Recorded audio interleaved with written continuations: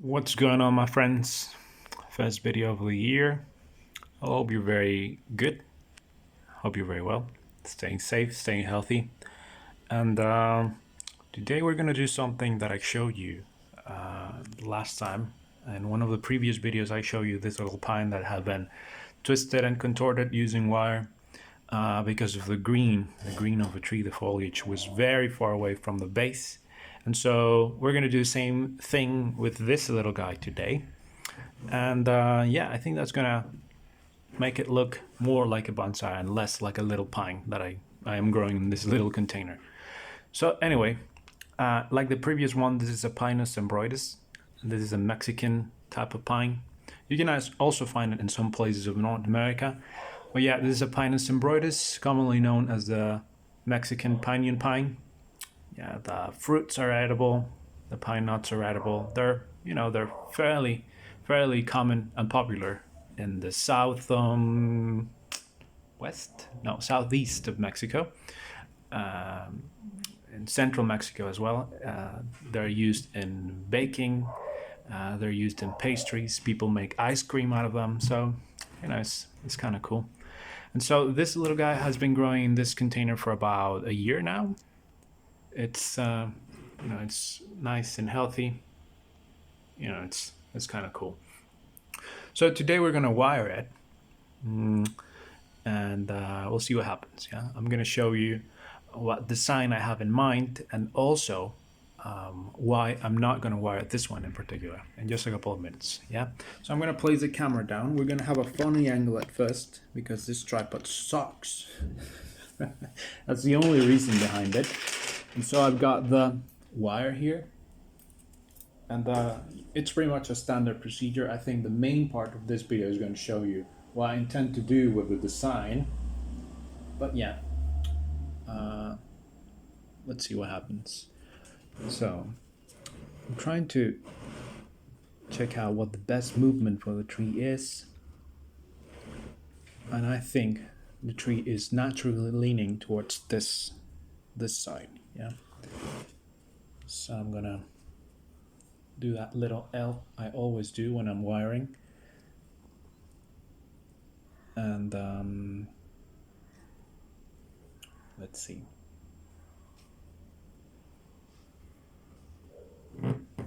Yeah, so I start to wire, and with the juniper video from a couple of weeks ago, we use two pieces of wire because it was fairly thick. Yeah, so I think we're going to do the same with this little guy right here. Yeah, so we continue wiring it, same as with the previous little juniper. We make sure that we're not, let's see, yeah, you can see not the top of the tree, but you can see the rest. So we make sure that we don't cover any buds or any little branches with the wire. We don't cover them. We continue wiring, and we wire until we can see green, in this case needles. Yeah, that's it. I'm gonna pause the video because I think I'm gonna cut the excess wire, but we can see it's not completely touching the little bark there, but that's okay. And yeah, I'm gonna remove this excess wire. I'm gonna place the camera down, cut that, or go get the wire cutters, and then we continue. Okay, so got my cutters, and we just remove the excess.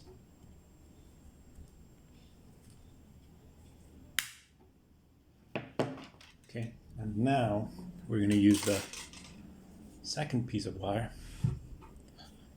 Again, L shape, and continue with the rest. Yeah.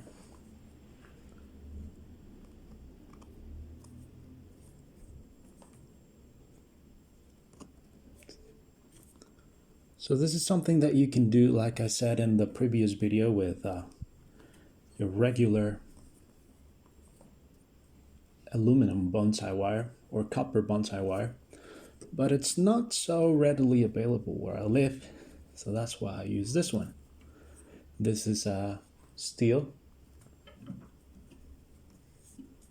wire, but it has been processed in such a way that I think they heat it, like they superheat it, you know, so it's more valuable, and I can use it as a bonsai wire.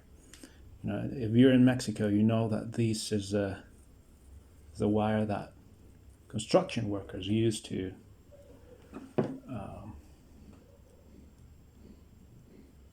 make knots and whatever when they're trying to join those metal frames for construction. This is the wire they use, you know, to make the knots, to tie them together and to place them. This is what they also use when they are building something, maybe like a wall, and they're trying to get like a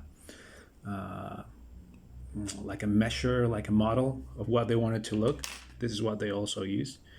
In Spanish, it's recocido, alambre recocido. So it's something that you can use. But if you have wire that is made from aluminum, that is made from copper, it's by all means use it. You know, that's what it's made for. And so now we got the, you know, all the wire together. Now we can proceed to bend it.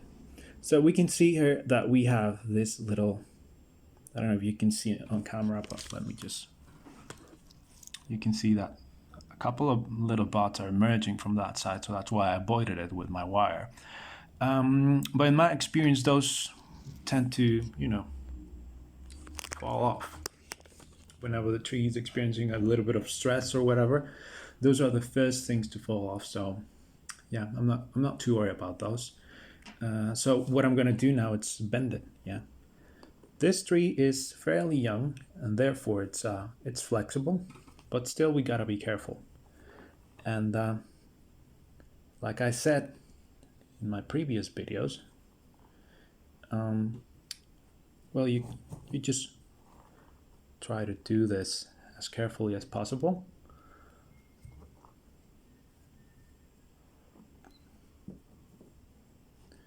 You go little by little and try to make sure that you don't apply too much strength, too much force in a single point. Otherwise this is gonna break. Yeah, so just make sure you do that when you're bending. And another thing that you can do is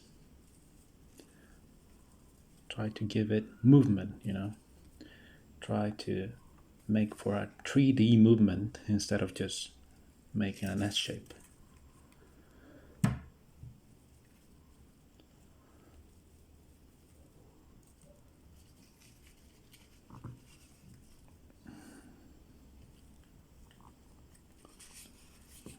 There we go.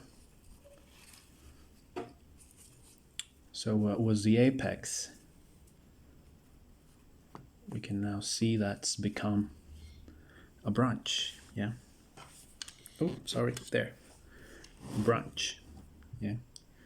And since this is a tree that's dormant, we could say it's dormant at the moment, we could go ahead and clip some of the branches that we're not going to need, like, at all. So for example, this one is growing upwards. We're going to just clip it. Yeah. And now we can see that, like I said, this is becoming now the main branch. So what are we going to do about these two? This one and this one. We're just going to bend them as well. We're going to use wire too, but we're going to use that thinner wire that we used when we were, what was it that we were bending and wiring? I don't remember, but it was I think it was a ficus. Anyway, so we apply wire to these two, and this one is going to become a back branch, and this one is going to become the apex. Okay, so let's see. Here I go. forgive me if I don't show this properly, but you know, I gotta make sure that I wire these correctly. And I'm working by myself, so cut me some slack. Okay, so now this one, we join the two together. Oh, I remember now. I was wiring my root over rock ficus. Yeah. Small little branches, so naturally a thinner wire. Okay, so we move the excess.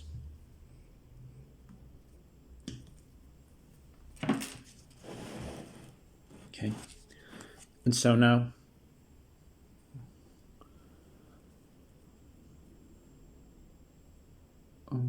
so it's going that way, yeah.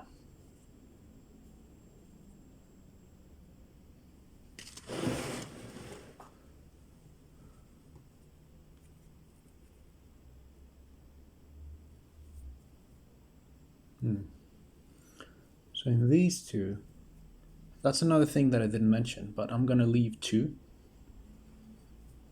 I'm going to try to place them laterally. So I think I'm gonna keep these two. Can you see that? I think so. I'm gonna leave this one.